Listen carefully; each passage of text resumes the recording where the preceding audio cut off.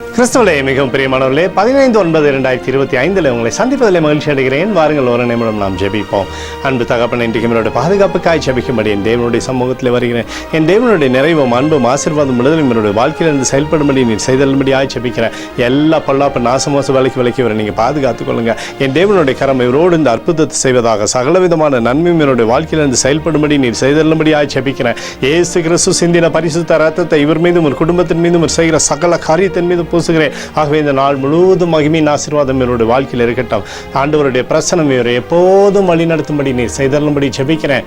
நீதிமொழிகள் 8:17 படி அதிகாலையில் என்னை தேடுகிறவர்கள் என்னை கண்டடைவார்கள் என்று சொல்லி எழுதப்பட்டிருக்கூடிய வார்த்தையின்படி அப்பா உம்மை தேடி அறிந்து கொள்ளும்படியான கிருபை இவருக்கு நீர் வைப்பீராக. சகல நன்மையுமே இவருடைய வாழ்க்கையில் இருக்கட்டும். இவருடைய பேரை பெருமைப்படுத்துங்க. இயேசுவின் நாமத்திலே அப்போது ஜெபிக்கிறேன் நல்ல பிதாவே, ஆமேன். பிரியமான ஜெப பங்காளரே, ஒரு நிமிடம் நம்ம இந்திய தேசத்திற்காகவும் ஜெபிப்போம். அன்பு தகப்பனே, 15/9/2025 இந்திய தேசத்திற்காக ஜெபிக்கும்படியாய் உம்முடைய சமூகத்தில் வருகிறேனப்பா. தேசத்தை உம்முடைய நன்மை நாளை நீர் திருப்தியாக்கும்படியாய் ஜெபிக்கிறபடி கிருபை கோலும் கைத்தறியும் தேசத்தை தேற்றுவதாக உம்முடைய நிறைவானது தேசத்திலிருந்து செயல்படும்படி நீர் செய்தல்லும்படி ஜெபிக்கிறேன்.